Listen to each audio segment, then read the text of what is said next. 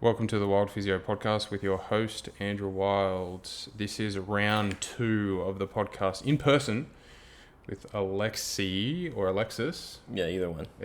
Léveillé. What would you like to talk about today in round 2? So I made a tweet a few months back because this guy from Montreal, I think it's Marc-Olivier Dubé. Don't get me to say that. Yeah, I'm not even going to try. He did it was a systematic review with meta-analysis, something called like one and done. And basically he compared one session of physio to multiple sessions of physio and looked at whether the outcomes were better. It was based almost only on low quality evidence, but the conclusions were that at 3 months it made no significant difference for pain or disability. It didn't at long term, so 12 months. The only time there was a difference was a small, if you're a nerd, SMD 0.29, so it's considered like a small or neglectable difference in pain at 3 months. But again, that was the only thing that changed. Disability at that point didn't change either. So most people would call that like a very small difference, if anything. And I posted that study and I said, like, you know what, one thing that's really uncomfortable to talk about in physio is how the 3 times a week model or 2 times a week or weekly model is probably quite outdated and probably only benefits clinic owners. And a lot of people were really mad, and rightfully, because like that's a very provocative statement and it's based on low quality evidence. What I meant by that is more that we need to have a discussion because, yeah, it's not like every patient could be seen once and they're cured, right? It's not how it works. My point is just like if it's hard to find a difference, even with low quality evidence, that there's an advantage to seeing patients like many times over. I don't think that there's a strong argument either to say we should see them 2 to 3 times a day, which in a lot of like mill clinics is the norm. And, you know, if you have to pick 2 options and both of them are based on low evidence, you should probably check the one that's, the cheapest for the patient, right? Like I'd need a strong reason to improve the cost 3 times if the evidence is low for just about anything. So, yeah, I think I don't want to get into the specific weeds of everything about that. It's more about like, I think what I'd like to talk about today is if we had to remake physio from the scratch with all the new evidence that we have in the last like 20 years, like how would we remake it and reshape it? If there was no objections to whatever. If we have like political power, we're dictators in this situation, right? How would we remake it? So I'd like to like have Andrew's input, and I'm going to give my input. That's how it changed, and I think he has a different perspective because he's a clinic owner, and also he's from Australia. I'm from Canada, and I'm not a clinic owner. I'm self-employed. I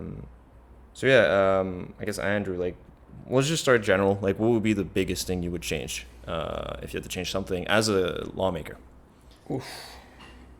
It's a really tricky conversation. I think straight away you would ideally want to have the general public have a different view of what we do. Yeah. And how do we achieve that? Narrative around what a physiotherapist does needs to change because, as we've discussed in part 1 of this, you know, when I first came out and even still, you go to a party and you say, oh yeah, I'm a physio, and people are like, oh, give me a massage. So I think that needs to change, but the problem is that's only going to change if all physios start to implement a different model. Yeah. And that's not going to happen.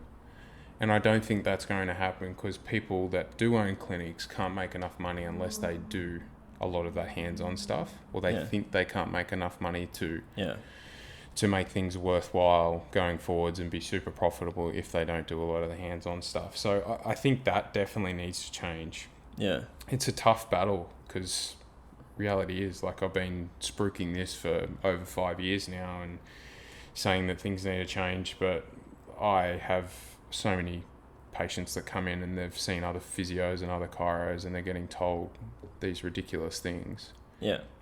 I don't think it's going to change. Yeah. But how do we change it? I think the education at the university level needs to change, and I think that has started to shift a little bit. Yeah. I think there's more strength and conditioning getting taught at university. When I was at university, the strength and conditioning component was an absolute disgrace. That's same, yeah. It was absolute disgrace. Yeah. We were never in a gym. We were taught about things like therabands and tiny little weights and things like that, and just didn't make any sense to me when I was in the gym lifting heavy weights and that sort of thing. And I knew what we were somewhat capable of, and I'd seen people that had been in pain that were athletes, and I'm like, we're so much better than this. So I think that's the biggest thing that needs to change. But where does it need to change? Because I think the university students coming out now, I think, are a lot better in Australia of being more evidence-based and more of that hybrid model of strength and conditioning, physio, and merging the two. Yeah.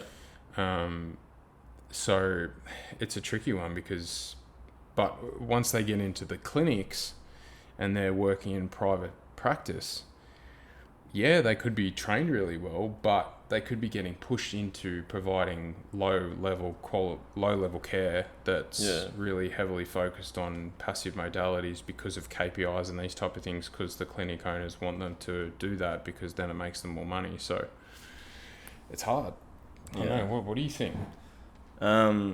Yeah, so you mentioned a lot of like the income being dependent, and I'm a strong believer that like if your income depends on something, it's really hard to change your mind. It's kind of like asking an oil lobbyist to become environmentally friendly. It's really hard. Yeah. And like, I don't know how it would be possible. I'm not an economist, but I feel like a model where almost like we talked about earlier, like how the doctors seem to be more evidence-based in general, or at least, have their profession more based on the profession. In Canada, one of the reasons is just they're not paid more to do like a shitty job. Whereas for physio, it could be the same. Like if you have repeat visits, if you do the same outcome with more visits, you get more money. So right there's a big financial incentive to keep things the same. So because there's an incentive for the clinic owner, but there's also often an incentive for the practitioner as well, because of how the model is typically here in Australia. As you become more advanced in your career and you're becoming I suppose you're just longer out of university, you'll eventually get to the point where you're on commission. And commission is one of those things that you make more money when you see more people. So that in itself, that model would no doubt create that more of a dependence model, no doubt, because people are over servicing. So do you need to get away from a commission model as well, potentially? Would I ever put people on commission in my clinic? Maybe, but I think it's probably better just to pay them well. What do you mean by commission? Just mean like... So you'd have like a retainer and then commission. So say for instance they're on, let's call it 90 grand, right? That's their retainer. And their commission is 40% or 45% of the revenue that they bring into the clinic. That is their commission, right? And it's whatever wins each fortnight. So if the fortnight they haven't seen that many patients, they still have the retainer and they get X. But if they've seen a heap of patients and they're really busy and the total amount of 40% commission is greater than what they would earn from the whatever 90K is per fortnight, well, they get paid the commission. So, but as I was saying, like if someone does have that model in the clinic and they start to have a commission structure, maybe people are going to overservice. I think they're more likely to. Because they get paid better. And it's natural. You know, you want to make an income, especially with all the inflation or whatever. But I almost think like before I thought, again, I suck at anything that has to do with economics, but like that a public model of physio would be completely unrealistic. But now that we see these papers emerging that like, you know, education and like small amounts of visit with, you know, maintenance visit is needed, could do the trick. I'm thinking if maybe in the future we have fewer physios, but we have more like a prevention model and almost like a public-based model. So everyone has access to a physio with a little of a wait time.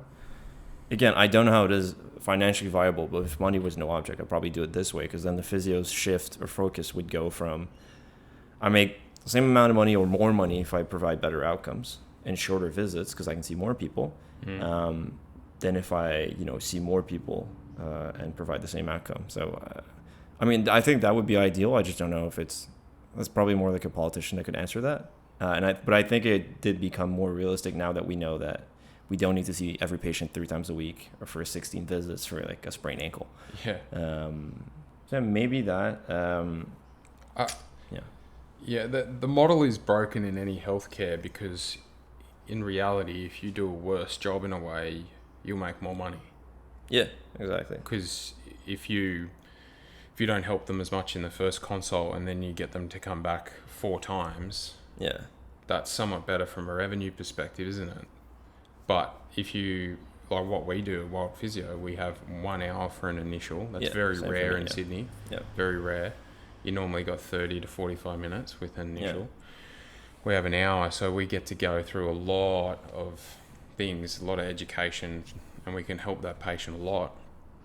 But we don't want to ever over-service. Yeah. But the problem is that clinics that are driven by revenue and they've got a lot of outgoing, say for instance, they've got a lot of staff and they've got a really big clinic and they've got a lot of rent and these type of things, they want to see that client more often. Or they think they need to. And even if they think that they're not over-servicing, subconsciously they probably are, purely because they know that they've got that pressure. So it's hard because, like, in Australia here, we've got the private health model. So a lot of people have private health, and when they come and see a physio, a certain proportion of the consult fee is covered by private health. Yeah, same for us, So same with you. So how do we get it to the point where you're somewhat incentivized by getting the patient better quicker? That's a really tricky model.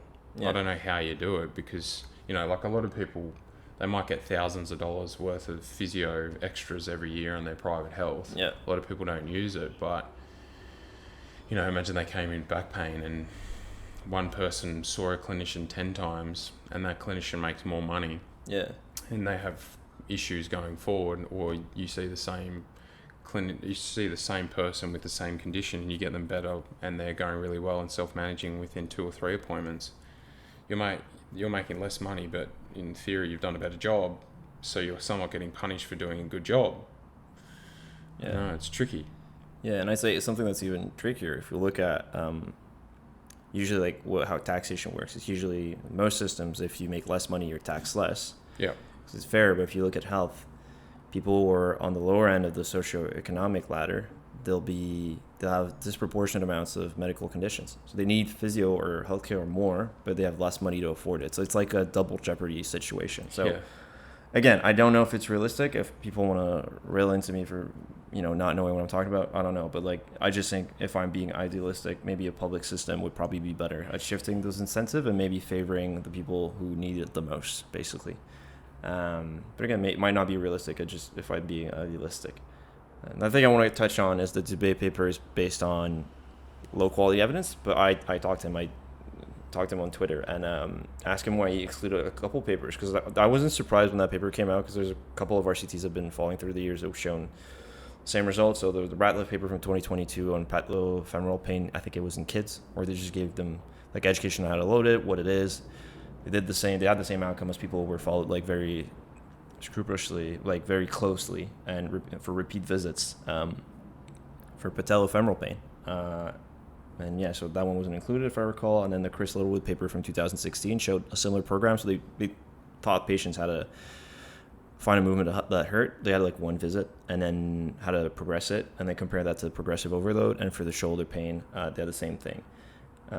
Jeff Escudier had a similar paper as well. I don't recall the exact year. I think it might have been like, I don't remember, but whatever. I think the moral of the story here is that people can self-manage a lot better than we ever thought. And what exercise modality that they choose doesn't seem to really matter that much. As long as it's generally in that zone, exactly. So like the low back stuff, it doesn't seem like you have to be too specific with what type of exercise that you use with that, as long as they are doing it and they're consistent. It's more about what you need to specifically avoid in that case. It's so I think like the longer I go through my career, the more I think that if we put the power back in the patient's hands as much as possible, I think that they're going to get a really good result. Because you're not creating as much dependence, and they realize that they're strong and they're powerful. They can change things. They can take control of this themselves. Because previously, like I've been in clinics where it's like it's all about you. Like it's more about the practitioner. Rather than the patient. You know what I mean? Like I'm this godly physio that has magic hands and like, oh, look at me, I can use acupuncture needles and all this type of stuff, and I can help. Specific exercise to fix your shoulder. Yeah. You know, people are like, oh, yeah, I need to do this. I've heard that I need to do a specific exercise for this muscle, and I'm like, well, it's just stupid, these narratives around like you have to do one certain thing for one There's only condition. one way up the mountain. Yeah, exactly. There's so many different ways. And I thought this early on in my career when people were coming in with certain conditions like back pain or knee pain or whatever, and they would tell you stuff. They're like, I did this at home and it made it feel better. Yeah, and do it. Well, do it. Yeah, do a lot of it. Or it's like, even when people come in and they're like, oh, my shoulder hurts only when I put my hand on my other shoulder. Yeah. I'm like, well, don't fucking do that. Yeah. You know what I mean? Like, sometimes it is that simple. It's that simple. People are a lot more resilient than they think. Yeah. And if we tell them that, then I think it completely shifts the narrative, and then they can take control of it themselves. Yeah, and I would have like a limitation to the debate paper. It's not, you mentioned self-management. Yeah, patients can self-manage, it's just not everyone. So I do have a lot of empathy for clinic owners, like you mentioned. Sometimes they have pressure. It's not because they're bad people. They just don't want to have employees. They don't want the clinic to shut down, or it's how they've been taught how to do things. And, you know, people like you, they manage to make a good living for them within the system. It's kind of annoying that the system is often working against you. You should not be having success despite the system. You should be because of the system, right? I think. And in those paper, even if you look at the Crystal Littlewood paper, there is a window for us still using your judgment. So they show that most people could self-manage, but there's a lot of them that did not. So when they did the qualitative analysis, there are a lot of people who did not manage to self-manage. They needed a follow-up. They needed help to, kind of, okay, we're going to tweak this. Yeah, it's not that we should see every patient's just one visit. You shouldn't. It's just you should have a window for patients to be, okay, are you good with this? And then we'll see you if you need to. And then all the people that need more, and they're like, hey, no, I need you more. I know I'm not good at self-managing or doing these things. Then you see them more. Like, it's like not everyone has the same amount of like willpower, but I don't think it's like about the amount. It's about like how it's dedicated. So maybe someone has like 6 jobs or a single mother, and they don't have a lot of like an energy left at the end of the day for physio. So maybe they need to be having someone to encourage them or whatever. Exactly. Maybe it's someone who's like super disciplined in their training, but they're not for their physio exercise. It's very common. How many powerlifters do you see? They train 7 times a week and they can't be bothered to do the 2 exercises that you give them. Yeah. So it's like these people might need more, or it's maybe people that have a lot of fear around movement. And strangely, if you look at mediation analyses, it's always like, almost always like the fear surrounding movement. The change in that is how people get better. So maybe these people need more to be seen more often. So maybe we need better studies of like who needs more visits, and then maybe we can structure a system around that. But it's not like, it shouldn't be a rigid rule. It should just be more about the needs of the many, and then you have like windows for people who need it more. I hate recipes. I really hate recipes. Everyone's different. You got to treat the person in front of you rather than thinking, all right, this condition's come in today, but last time I saw this condition, that person had 10 visits within 6 months. Yeah. I'm going to do that exact same thing again. It's completely different. Everyone responds differently. Everyone needs different advice, potentially. They need different... they don't need as many touch points. So it depends. So I hate recipes and being like, you need to see this person this many times. Used to shit me being in clinics where I was an employee, and it was like, back pain comes in, you need to see them the next day. Why? Yeah. They might not need to see you. Actually, in Quebec, at least for physios, it's illegal to sell treatment packages. So it is a common thing, I think, for physios in the States or in Canada. And sometimes it's a good cost-saving scheme, but I think very often it's also used as a marketing scheme. Like, oh, you have this on x-ray, so we need to see you 16 times. And that's the treatment package. You're like, you save more as this bundle, but it's like most low back pain is self-resolving. So it's like you're just getting swindle. For us in Quebec, it's illegal. But I just hate the fact that we even have to talk about this stuff where we sound like used car salesmen. Yeah. The minority make the majority look like idiots. Yeah, exactly. But the problem is it the minority? I think there's probably still too many people in that minority. Yeah. And we need to get more people in the majority that are using evidence-based principles to achieve the desired result. Joshua Zadro's study in 2019 said that I think it's 46% of physios don't follow clinical practice guidelines for low back pain. Yeah, doesn't surprise me. Yeah, but if you compare to doctors, I think doctors it's even more. again, that's kind of a weird thing, right? Because I feel like doctors all look at the evidence. It's just I think they might have more stuff to look at. If that makes sense. Like I feel like if you look at a niche like orthopedists, they might look at the evidence. I don't know. Honestly, I don't want to get into that because I don't have the data on hand. I think a system that's like in between that is very viable and has been tested is kind of like a triage patient model, where that's what Physio do. They're like the primary care practitioner, and let's say you come into a hospital. They did that in Canberra actually. Morris did that in 2015, and it was a hospital. And about 60% of the people that are coming at MSK things, and the other 40s, they would just refer out to like, oh, you need to see the doctor, you need to see this guy. They were basically acting as like a GP. And yeah, they found that the outcomes were the same as other practitioners, or a nurse practitioner or a doctor. And the advantage is we cost way less than them. So you're saving a lot of money. There was a systematic review on this in 2020 by, I'll try to nail the pronunciation. It's Trustrup.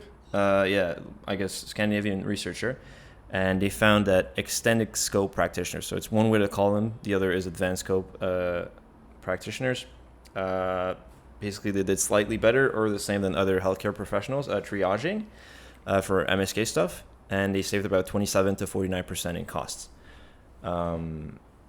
Yeah, so, and that's like, they haven't been specifically trained. It's not like they have the huge training around that for years, right? Whereas if you look at a doctor or like a nurse practitioner, they have more years of training and they're very expensive for the system. So it's like, I feel like we have this and it's that with not training. If we train specifically to do that, I feel like we can get the outcomes to be even better without increasing the cost. So if any solution that we have available right now to save 27 to 49%, which would go in line with that data that we have from the debate paper and other papers, again, that show that a more minimal, maybe like triaging approach is better, I would be a go for this. So I think we should, if I were a lawmaker, I'd probably ease in with that way, where you just go and get physios to be like triage, like primary care MSK practitioners, basically. And if that works, you maybe eventually see, oh, we're saving so much money, we can make that public. If it is viable, again, I'm not acting like every country has like $1 billion. Yeah. Right? So maybe countries like Scandinavia, I feel like would probably try that first because they have so much money. I think Sweden turns in, or is it Denmark? They turn in the profit. Like there's a crazy stat like that. They have so much oil that they literally make money, which is crazy because usually countries like they have a deficit, right? But they don't, if I recall. So it's interesting you mentioned the triage model, because I kind of use that triage model at the football that I cover here. So I cover Australian rules football here at a private school, and I'm employed as a coach but also a physio, and I use that physio role as kind of like a triage system in a way, because a lot of kids come and see me when they've got a tiny little niggle, because a lot of the time they've never had any pain in their life. You know, because they're young. They've never had any pain, so they've got nothing to kind of use as a baseline.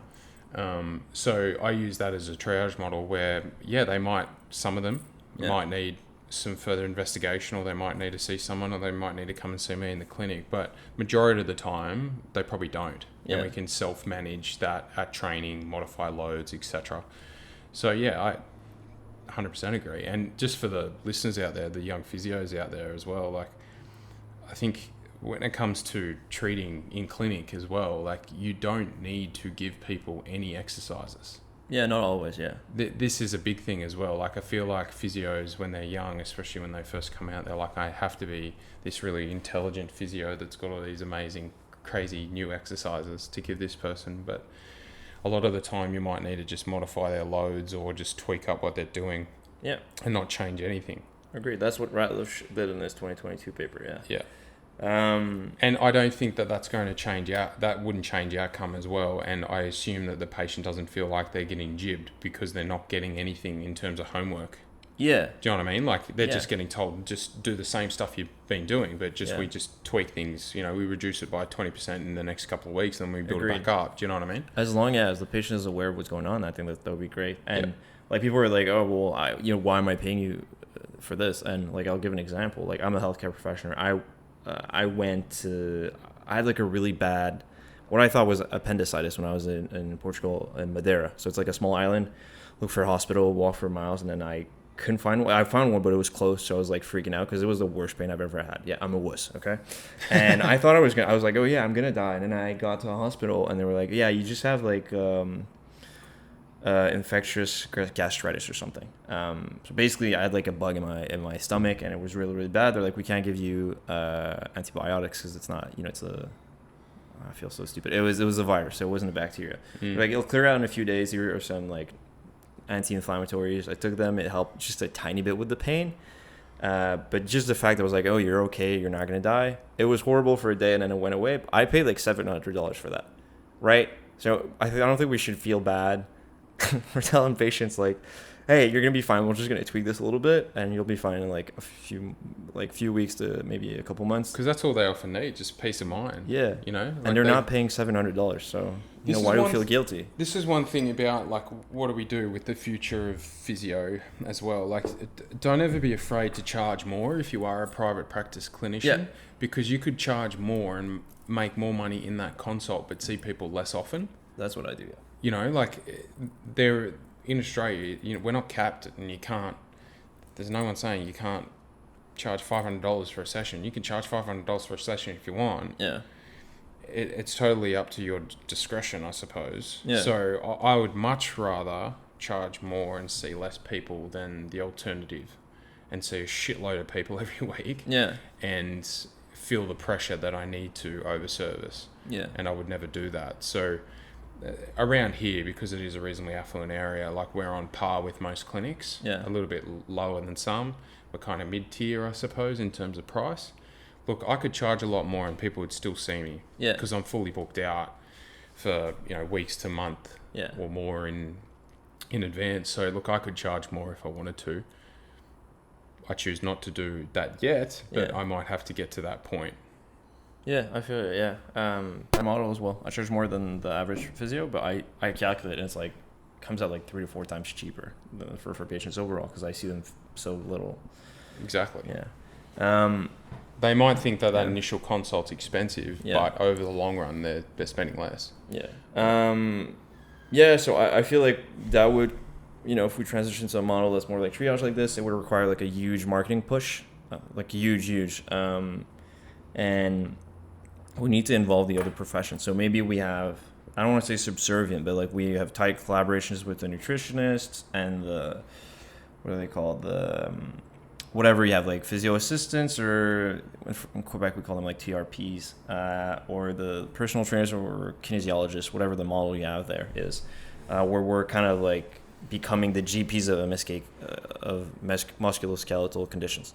Because a lot of people don't know this, but like doctors, their training in MSK is abysmal. Like if you talk to any GP, that's what they'll say. They have like a few hours in their entire curriculum. It's not that doctors are stupid. It's just they have to know everything, so they're generalists. But we could be a better generalist in that MSK field. Exactly. And when something's off, like when you're not sure and there's a red flag, you just refer. It's kind of stupid having a doctor be paid like 6 times more for a job that we could do the same or better according to evidence. I think one other thing about our profession, and there's too many of the professions that are similar. That's what I was getting into. Yeah. So there's physio, chiro, osteo. There's exercise physiologists. There's kinesiologists. It's confusing. It's just like, I feel like we could kind of streamline things to the point where there's maybe like a rehab professional or you're a rehab expert or whatever it's called. Yeah. And that is the profession rather than all of these other professions, because people don't know what the hell the difference is. Yeah, I agree. And I don't know how we do that, but I know for a fact in Australia the chiro at university here is getting pulled back more and more, and doctors aren't referring to chiros as much because they're seen as not as evidence-based. Yeah. So we get the referrals, the physios. So I'm not saying physio's better, I'm not, but we need to streamline things, I think, because it's too much us versus them.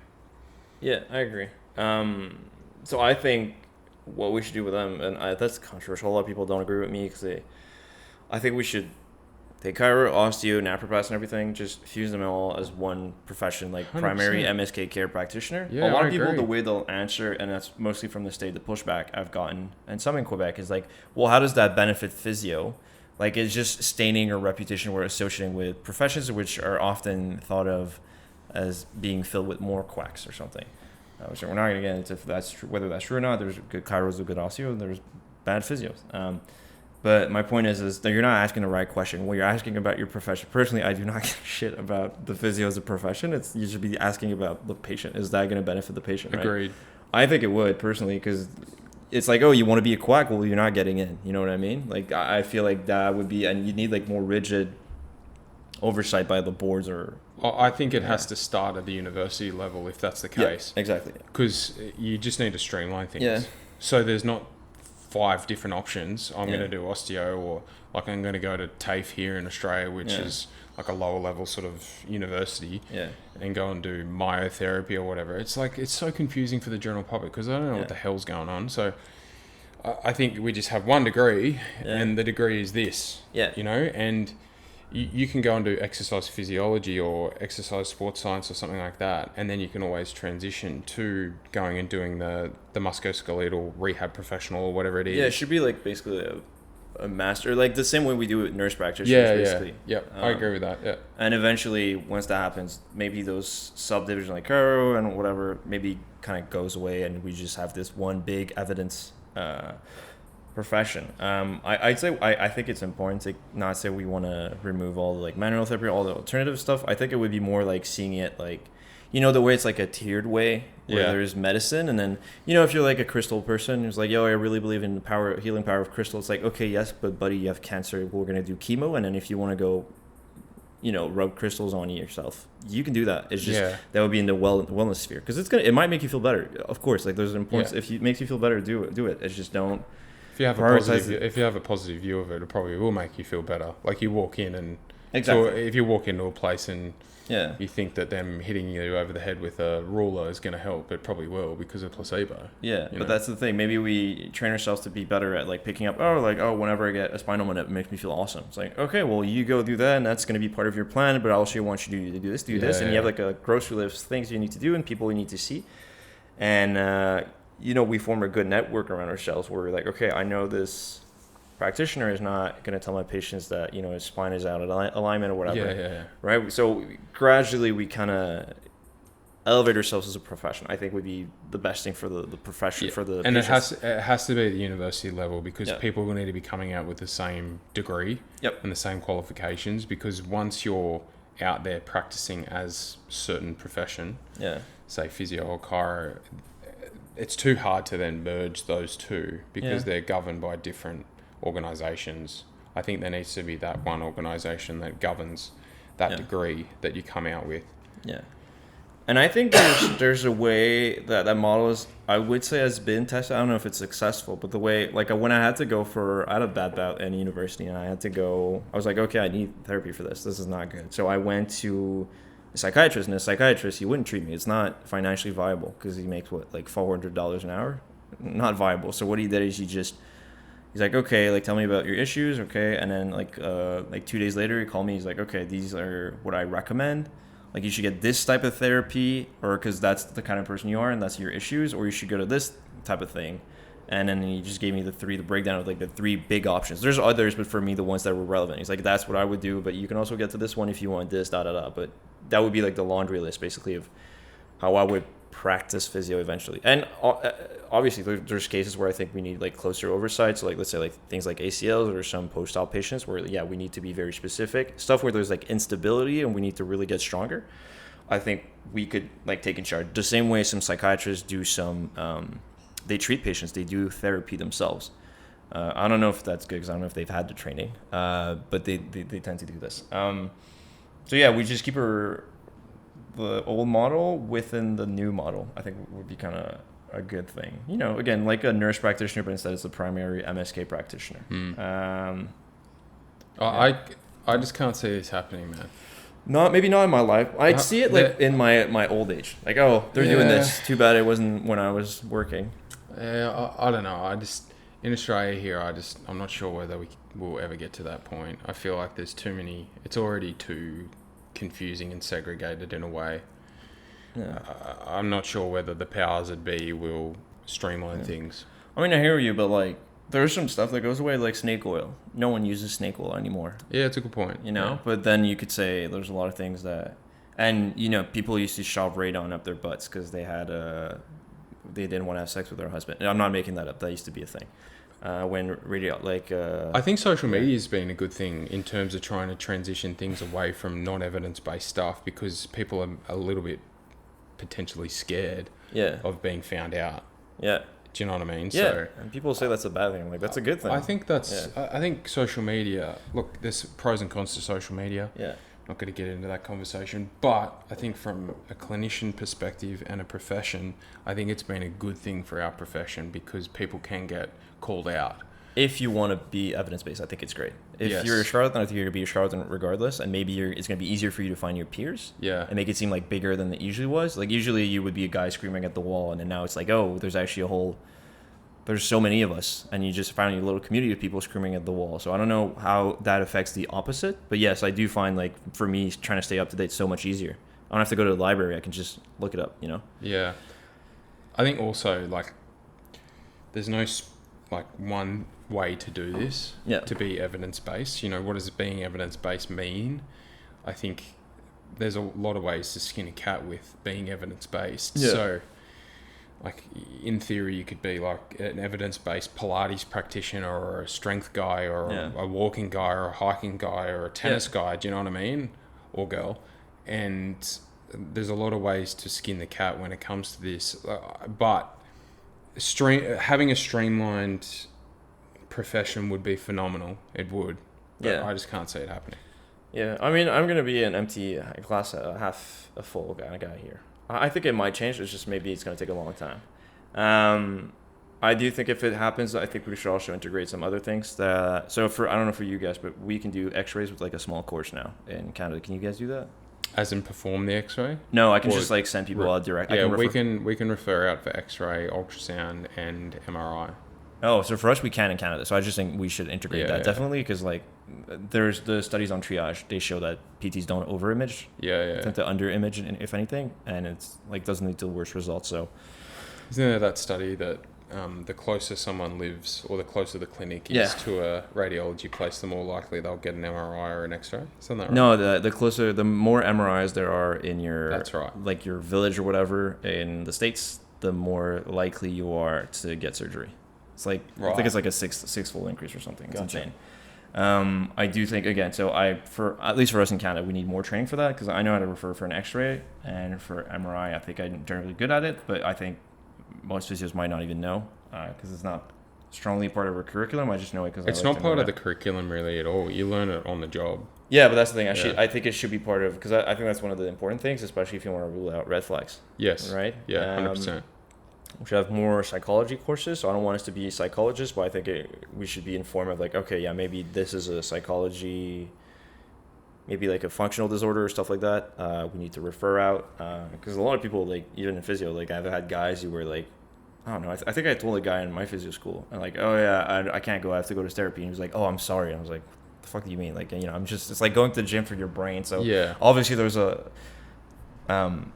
like a lack of training in the psychological aspect. They keep rambling about how pain, like psychology and socioeconomic factors, but we have no classes on either of those things. Right? It's cool. So I feel like having part of that could be interesting. Maybe I think it's also worthwhile because I think we are part-time psychologists in a way when it comes to treating people, and you need to get really good at dealing with people's problems and listening. I think being a really good listener is imperative as a physio. But also it is draining because people are coming in and telling you their problems all day. So knowing how to balance that yourself as well is so important, because you just get, like, people always talk about burnout in this industry, and it can totally happen. And I think a lot of that burnout's due to the fact that you're just dealing with people's problems over and over and over again. It's hard for people. It's a lot of mental. Exactly. It's hard to separate. It's a lot of mental stimulation. It's not an easy profession. It's not an easy job. I think any healthcare is tough. Like whether you're a dentist, a doctor, a physio, a chiro, whatever. You know, it's tough. You're dealing with people and personalities and people's problems. It's burdensome. It's hard. Yeah, I agree. So maybe, more psychology courses, maybe like a CFT, cognitive functional therapy, the Peter O'Sullivan model. Yeah, I agree with that. Useful to teach, but also I don't want us to become, armchair psychologists. So it would be more in a sense like, oh, here's an example of how you could integrate it, and here's when you should refer. Because I think that's one skill physios lack a lot, is like when to refer. And obviously I think, I don't know, it is in Australia, but we can't refer directly to any specialist. Only the GP. We have to go through the GP. Is that the case for you guys? Exactly the same here. I think that's a very outdated model. I think it's stupid as well, mate. Like, it doesn't make a lot of sense for me to... Someone comes in and imagine I suspect it's an ACL and... Like... But the problem is here in Australia, if it's a suspected ACL, if they go to the GP and the GP writes the referral, they get that MRI for free. Yeah, well, that's a stupid model. Yeah, but if I write the MRI, they have to pay. Yeah. So in a way, it's... You have to go through the GP anyways. Yeah, it's a bit tricky, but like for something that I don't need the GP or the orthopedic surgeon, I should be allowed to just refer straight to a sports doctor for something specific. Agreed, yeah. Or I should be allowed to refer straight to an orthopedic surgeon if they've already... Imagine they've gone to the GP and the GP's already sent them for the scan or whatever, and then they come and see me, but they haven't got the referral from the GP. Yeah. That means they see me, and then I'm like, oh, by the way, you got to go back to your GP to get the referral to go to the orthopedic surgeon. I can't refer you. I can write a letter, but I can't refer you. It's stupid. I completely agree. Yeah. It's so dumb. We should be seen as a primary healthcare provider. There you go, yeah. Like an example, do you know what a physiatrist is? A what? Physiatrist. It might be a different term in Australia, or PMR. I asked that to an Australian guy earlier. PMR. PMR. So those are what it's called in the States and in Canada. They're just basically a physio doctor. Right. So they're a rehab doctor. Right. So they're the ones that do, like, if you have like chronic pain conditions, or if you have like some form of like functional disorder, or if you have you need like a very specific type of injection, and we don't know if it's the root of the nerve or if it's the what specific zone is painful. They're the ones that are going to see you. So a lot of people, like, for instance, that's why I think we need training on this. Like, a lot of people don't know what that is, even in Quebec. Like, I think it's because it's a different term in every country. But again, I think training on that would be important if we want to move in that direction. This is the other hard thing about it, is every country is completely different, and even state to state is different in some places. It's really tricky because every uni course is slightly different here in Australia. They're not all streamlined, and they're not title. And they're not governed by the overall governing body of physiotherapy at uni or whatever it is. So there's a lot of moving parts, and how to streamline that in one state in Australia or Canada or whatever is hard enough, let alone a country, let alone the world. Yeah, agreed. Yeah, it's difficult. Like, even if you go to France, it's called a kinesiothérapeute.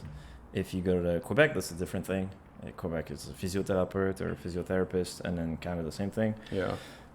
Australia, PT is a personal trainer. Mm-hmm. In the States, it's a physical therapist. So it gets really confusing. What do they call a personal trainer in the States? Just a personal trainer? Personal trainer, strength conditioning coach. Yeah, either one. Trainer.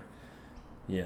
What am I thinking? Oh, yeah. And then I think the last thing would be, I'd like us to be able to inject, like, some, not like drugs, just like just like a cortisone injection or distraction injection, all that stuff. You get an ultrasound. It's not too complicated.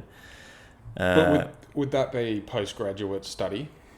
I would make it, because it requires some training. You need to know about the pharmacology and stuff like that. Because that's like kind of like a radiographer here in Australia. They do the X-rays. Yeah, I would do patients, and then if they want to do the ultrasounds, say on a shoulder or something like that, they then need to do more postgraduate training to become a sonographer. So I think I know what you're saying, and I agree with you, but I think it needs to be postgraduate training. Oh, absolutely. Or a master's or something or whatever. We're nowhere close to either knowing, for the average PT coming out of school, like, which injection would be viable for which conditions, and how to inject, first of all, and, like, how to use the ultrasound to guide it. Would be like mostly like shoulders, or not back, because I don't think that takes way more training, right? Yeah, you would do it CT guided. Yeah, maybe knee and, like, those types of injections. I yes and no. Like, I think that the only problem with that in Australia is a lot of sports docs probably wouldn't want that to happen, because that's their field. Injectables are their field, whether that be cortisone or PRP or there's obviously debate around effectiveness of both, but they may not like that because we're stepping on their toes. Yeah. So I'm not sure whether that, I somewhat agree, but Yeah. it's how would we get to that point when we don't have a medical degree as a background? Yeah. Is a bit tricky, but you're not the first person that I've heard say this. So they do it in the UK. So like, for instance, someone like Adam Meakin can do it. But yeah, if we do it, immense amount of training, and it would take the sports doctor being like, yeah, you guys can have this. Yeah. I don't know why they would let us do that. Would I do it personally for what I do? Imagine if it became a thing that we could do here, and it's a 2-year degree to become someone that could inject.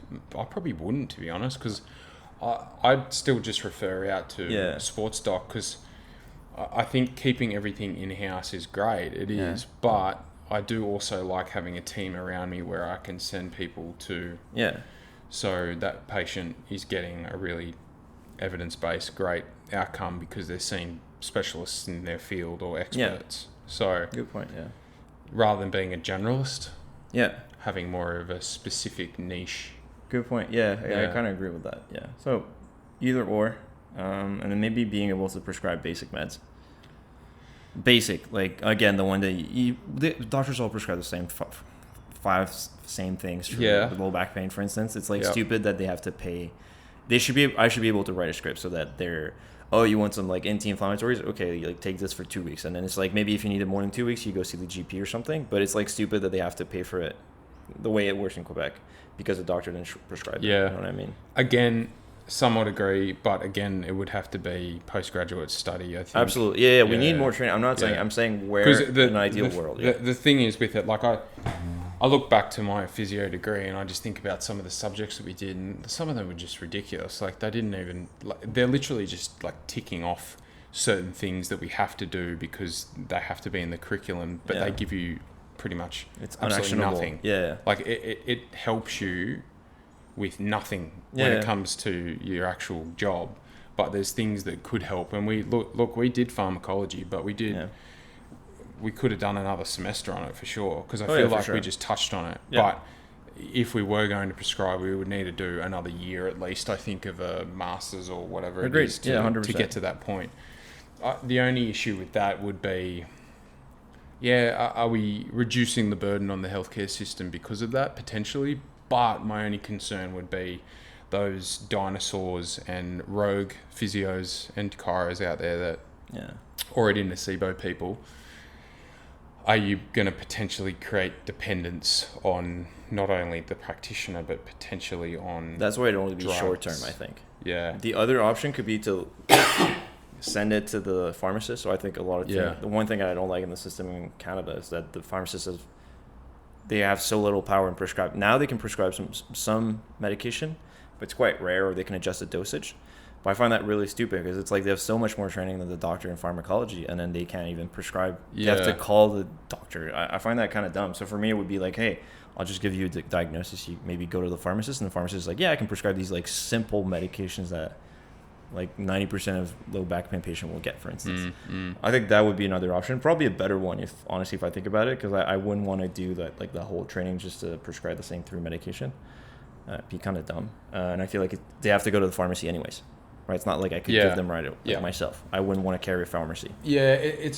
Again, if that became an option, I probably wouldn't do it. Yeah, I don't see how that would benefit me or my patients that much. Yeah. Other than potentially reducing the burden on the healthcare system. Yeah. Agreed. But I think you hit the nail on the head. I think if you gave the powers that be in the pharmacological world more power, I think that is nearly irrelevant. Yeah. And potentially the injection side of things, you're opening yourself up to litigation and that sort of stuff as well. Are you better off to just let someone with a medical degree do that job? Yeah, potentially. Yeah, it makes sense. And I just want to circle back to the imaging. The way it works for us is like, let's say I give an x-ray and there's no fracture, I take care of it. Because that's when I talked about this with doctors. One of the reasons why they're reluctant to give us power of imaging is because if we, let's say, miss something on imaging, we are responsible, but we don't have the qualifications for it or something. It has to do with insurance. Insurance are not willing to put up with it. So But you're basing your recommendation off the report. Yeah, exactly. Which is done by a radiologist, which is a doctor. Yes, but there's a person that needs to take care of it. Like the doctor needs to proofread it or something. Right. Proofread it. So for in that system, it would be like if it comes to something positive that is not a physio case, then there would be a doctor assigned to this, which would be the primary care practitioner, or the radiologist would have to have one on hand or something like this. Because obviously we can't. If I send them for an ankle X-ray and there's like a tumor, it's not my job anymore. There needs to be someone to get that responsibility again. Yeah. I think we made a good go of it. Anything else you wanted to touch on? No, it's been great to catch up in person. Same. All right. So I guess you can catch me on all platforms as the No Bullshit Physio. Just at No Bullshit Physio on all platforms, but I'm mostly on Instagram. And have a membership for people who want to learn physio, or like how to treat. I have like a lot of personal trainers on it. It's just like, what is it? It's like $7 Canadian, $5 American per month. And I just, whenever I read a study, I just give the breakthrough of it. It's pretty interesting. So yeah, if you want to get on it, we're a couple of people.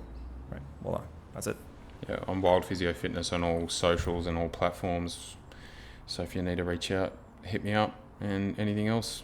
No, I'm good. I'm gonna go to the wedding now. Good luck. Enjoy. It's not mine. Okay. Okay. Bye.